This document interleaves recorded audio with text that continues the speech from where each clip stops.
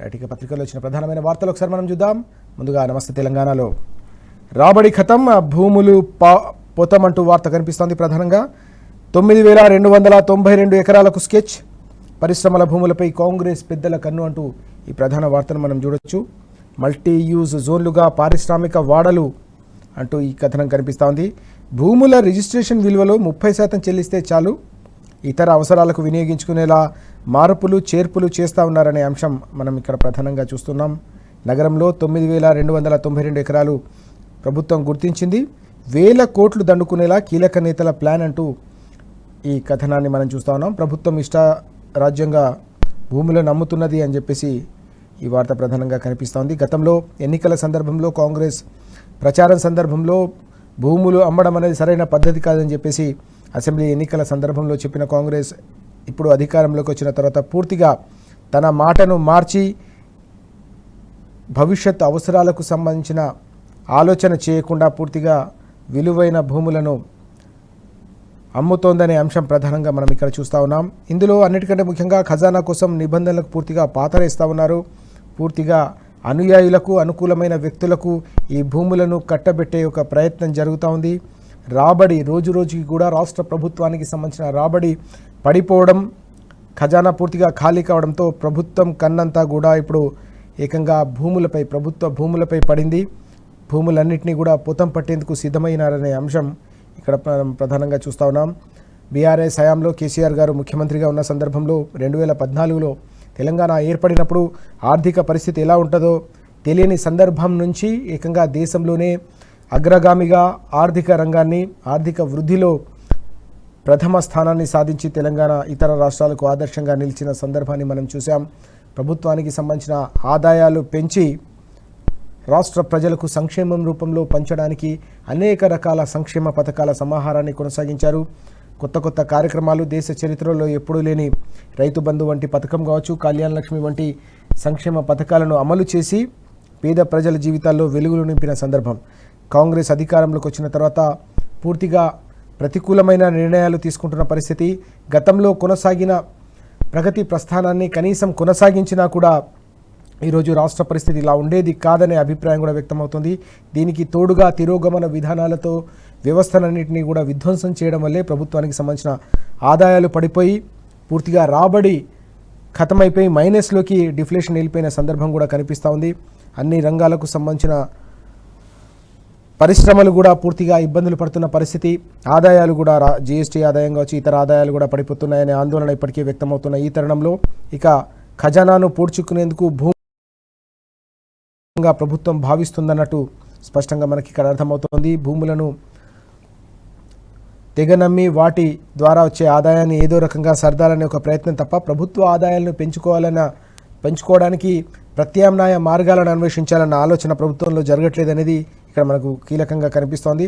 ఇందులో మరీ ముఖ్యంగా పిల్లలకు సంబంధించిన లంగ్ స్పేస్ల కోసం ఉద్దేశించిన భూములను ఏవైతే ఉన్నాయో వాటిని కూడా ఇప్పుడు నిబంధనలను మార్చి వాటిని కూడా తెగనమ్మాలనే ఒక ప్రయత్నం ఏదైతే జరుగుతుందో దానిపై మాత్రం హైదరాబాద్ వాసులు తీవ్రమైన విమర్శలు వ్యక్తమవుతున్న సందర్భం కనిపిస్తూ ఉంది.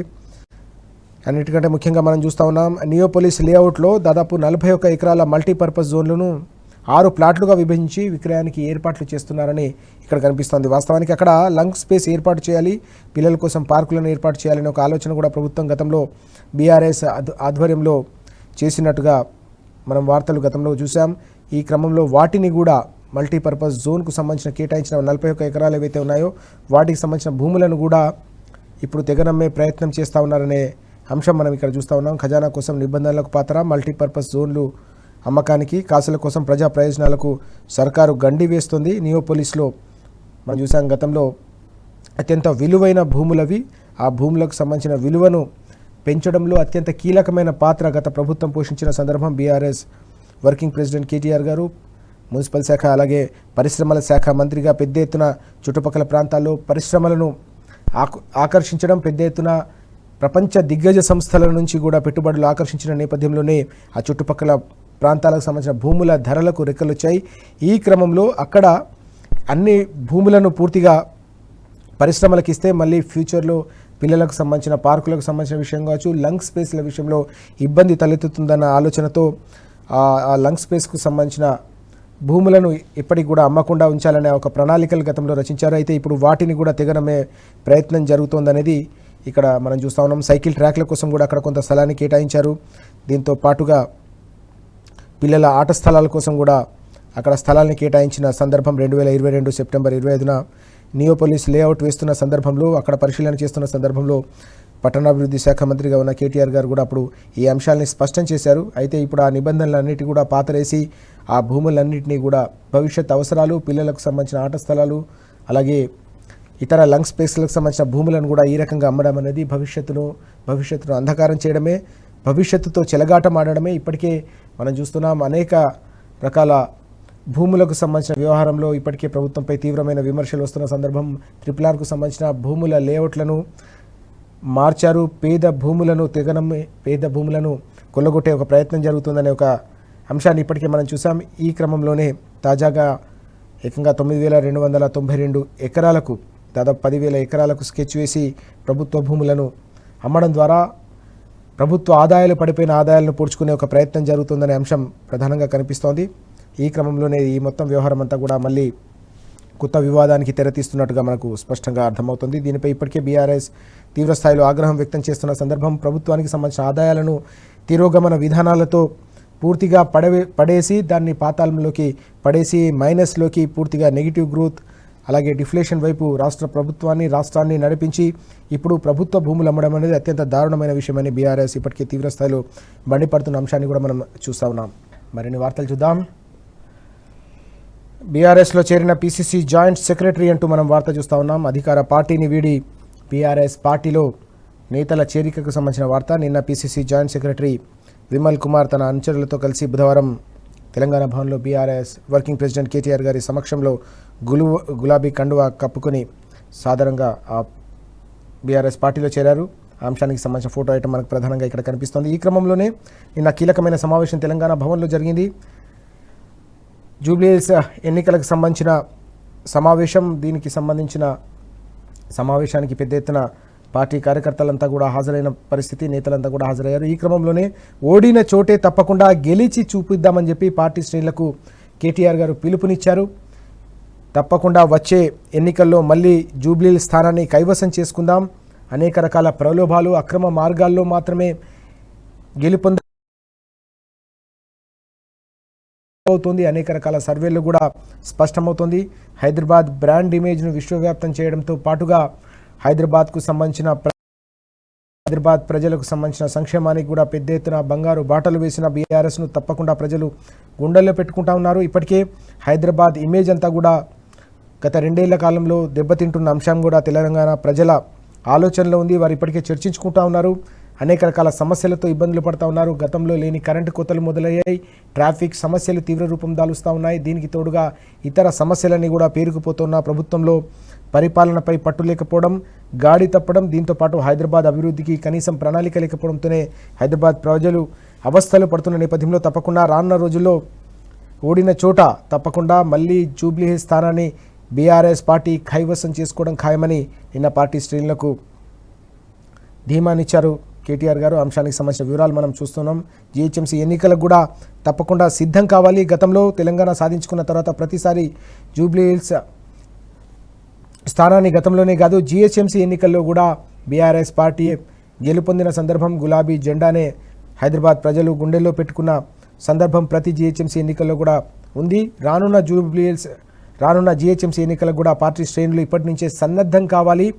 తప్పకుండా ప్రభుత్వం అనుసరిస్తున్న ప్రజా వ్యతిరేక విధానాలు కావచ్చు, అభివృద్ధి నిరోధక పాలసీలకు తప్పకుండా చరమగీతం పాడాలంటే జీహెచ్ఎంసీలో అధికార పార్టీకి తప్పకుండా గుణపాఠం చెప్పాల్సిన అవసరం ఉందని కూడా ఈ సందర్భంగా పిలుపునిచ్చిన అంశం. ప్రజా సమస్యలపై పోరాటాన్ని కొనసాగిద్దాం. తప్పకుండా మూసీ కావచ్చు, హైడ్రాకు సంబంధించి ఇప్పటికే అనేక రకాల పోరాటాలు, ఉద్యమాలతో ప్రభుత్వంపై తీవ్రస్థాయిలో ఒత్తిడి పెంచిన అంశాన్ని కూడా గుర్తు చేసిన విషయాన్ని మనం చూస్తూ ఉన్నాం. జూబ్లీహిల్స్లో సింగిల్గా కొట్లాడినాం. కాంగ్రెస్, బీజేపీ, ఎంఐఎం, టీడీపీ ఈ 4 పార్టీలు కలిసి వచ్చి అటువైపు పోరాడితే జూబ్లీహిల్స్లో కేవలం సింగిల్గా ప్రజల పక్షాన పోరాడిన ఏకైక పార్టీ బీఆర్ఎస్ పార్టీ మాత్రమే అని చెప్పేసి ఈ సందర్భంగా కేటీఆర్ గారు మరోసారి గుర్తు చేసిన అంశం కూడా మనకు కనిపిస్తూ ఉంది. పార్టీ శ్రేణులు ఎవరు కూడా అధైర్యపడాల్సిన అవసరం లేదు. ఎవరు ఇబ్బందులు పెట్టినా ఎవరు ఎలాంటి అక్రమాలకు పాల్పడినా తప్పకుండా పార్టీ అండగా ఉంటుంది. జనతా గ్యారేజ్గా తప్పకుండా తెలంగాణ భవన్ అందరికీ కూడా అందుబాటులో ఉంటుందని కూడా ఈ సందర్భంగా గుర్తు చేశారు. ఇటీవల కాంగ్రెస్ వాళ్ళు దాడి చేసిన బీఆర్ఎస్ కార్యకర్తను పరామర్శించిన సందర్భం కూడా మనం చూసాం. ఈ క్రమంలోనే జూబ్లీహిల్స్ ఫలితాల సమీక్షా సమావేశం నిర్వహించారు. ఉప ఎన్నికల్లో ఏ రకంగా ఏం జరిగిందనే దానిపై కార్యకర్తల నుంచి కూడా ఫుల్ ఫీడ్బ్యాక్ కూడా తీసుకున్న సందర్భం. ఈ క్రమంలోనే ఉప ఎన్నికల్లో టెక్నికల్గా మాత్రమే కాంగ్రెస్ గెలిచిన నైతిక విజయం బీఆర్ఎస్దే అని చెప్పేసి మాజీ మంత్రి హరీష్ రావు గారు కూడా స్పష్టం చేసిన అంశం మనకు కనిపిస్తుంది. ఇబ్బంది పెట్టిన వారిని ఎవరిని కూడా వదిలిపెట్టబోము, తప్పకుండా బీఆర్ఎస్ శ్రేణులపై దాడులు చేసిన వారిని కూడా సహించబోం, తప్పకుండా అధికారంలోకి వచ్చిన తర్వాత వారికి సంబంధించిన ఎవరిని కూడా వదిలిపెట్టే ప్రసక్తే లేదని ఈ సందర్భంగా మరోసారి స్పష్టం చేసిన అంశం కూడా ఇక్కడ మనకు కనిపిస్తూ ఉంది. ఇక మరో వార్త, ఆసక్తికరమైన అంశం, పెళ్లికి రావాల్సిన కళ్యాణ లక్ష్మి చెక్ బిడ్డ పుట్టినాక ఇచ్చిన అంశం ఇక్కడ మనకు కనిపిస్తూ ఉంది. పెద్దపల్లి జిల్లాలో ఇది జరిగింది. రామగుండంలో ఇది జరిగిన అంశం. క్యాంప్ కార్యాలయంలో బిడ్డను ఎత్తుకొని వచ్చిన ఒక తల్లికి స్థానిక ఎమ్మెల్యే కళ్యాణ లక్ష్మి చెక్కును అందజేసిన నేపథ్యంలో ఈ వార్త నిన్నటి నుంచి కూడా పెద్ద ఎత్తున సోషల్ మీడియాలో అలాగే ఈరోజు పత్రికల్లో కూడా ప్రధానంగా కనిపిస్తూ ఉంది. గతంలో కేసీఆర్ గారు రూపాన్ని అత్యంత పగడ్బందీగా కళ్యాణ లక్ష్మి పథకాన్ని పెళ్లి జరుగుతున్న సందర్భంలోనే ఆ కుటుంబానికి అండగా నిలవాలనే ఆలోచనతో అప్పటికప్పుడు చేదోడు వాదోడుగా నిలబడాలనే ఆలోచనతో అందించిన సందర్భం. కానీ ఇప్పుడు ఏకంగా పెళ్లికి ఇవ్వాల్సిన కళ్యాణ లక్ష్మి చెక్ అనేది బిడ్డ పుట్టాక వస్తుందంటే సంక్షేమ రంగం ఏ రకంగా రోజు రోజుకు నీరుగారిపోతా ఉందో, ప్రజలకు అందాల్సిన సాయం సంవత్సరాల తరబడి ఏ రకంగా పెండింగ్ పడుతుందో అంశం కూడా ఇక్కడ మనకు కనిపిస్తూ ఉంది. తన బిడ్డను ఎత్తుకుని వచ్చి ఆ తల్లి చెక్ తీసుకున్న అంశం ఇప్పుడు మనం చూస్తూ ఉన్నాం. నాడు పచ్చని పందిట్లోనే కేసీఆర్ గారి సర్కార్ కళ్యాణ లక్ష్మి చెక్కులను అందిస్తే నేడు ఏళ్లు గడుస్తున్నా కూడా అందని పెళ్లి కానుకంటూ ఈ వార్త ప్రధానంగా ఈరోజు మనకు పత్రికల్లో కనిపిస్తూ ఉంది.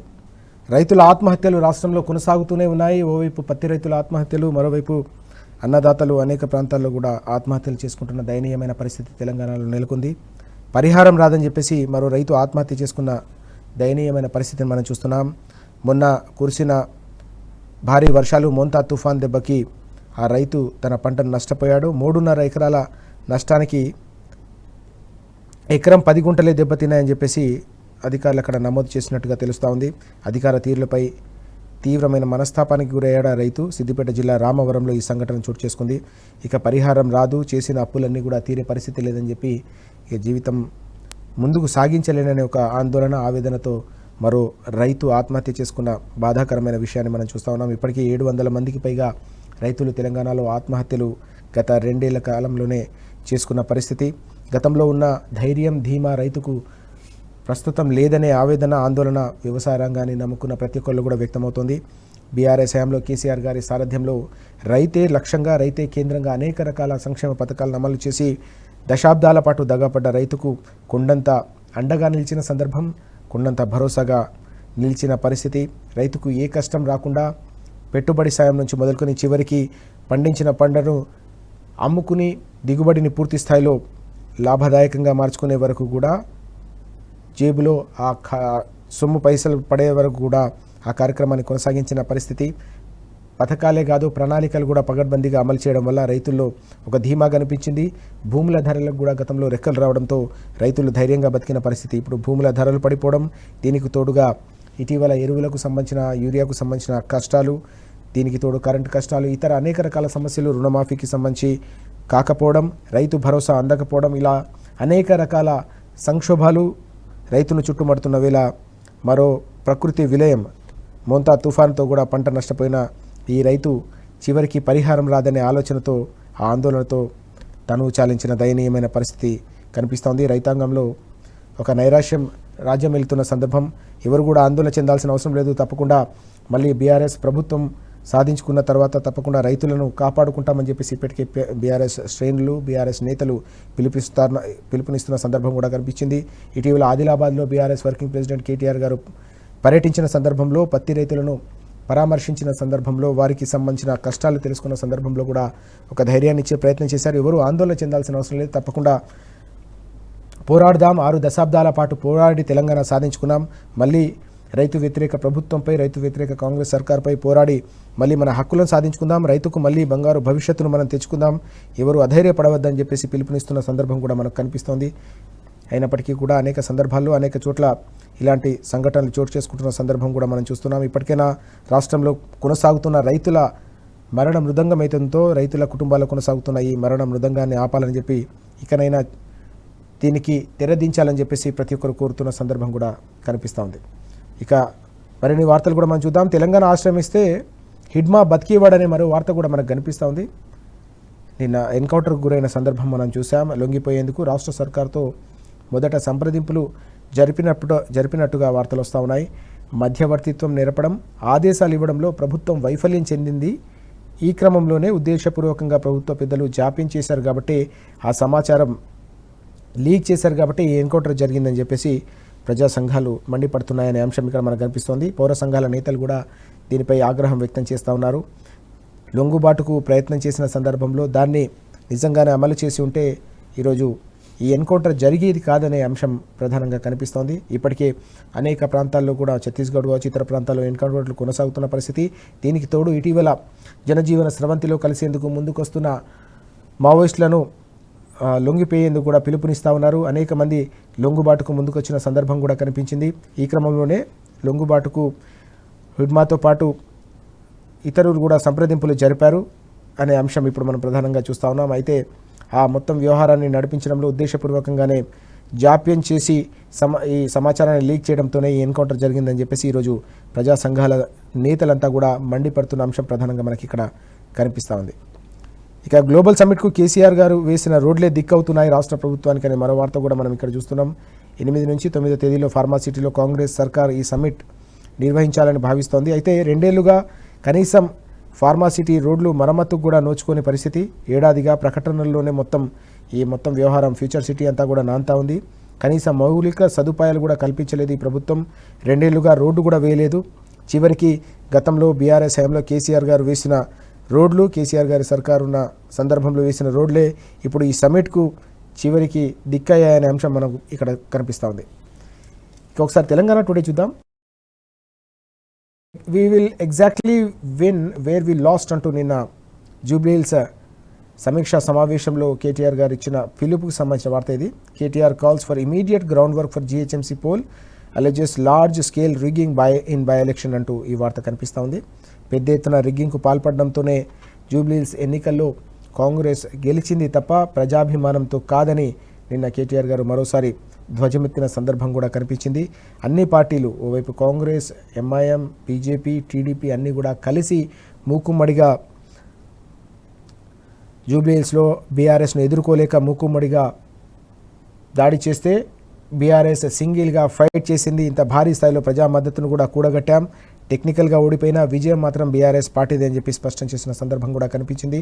ఈ క్రమంలోనే వచ్చే జీహెచ్ఎంసీ ఎన్నికల కోసం కూడా మనం సిద్ధం కావాల్సిన అవసరం ఉందని పార్టీ శ్రేణులకు పిలుపునిచ్చారు.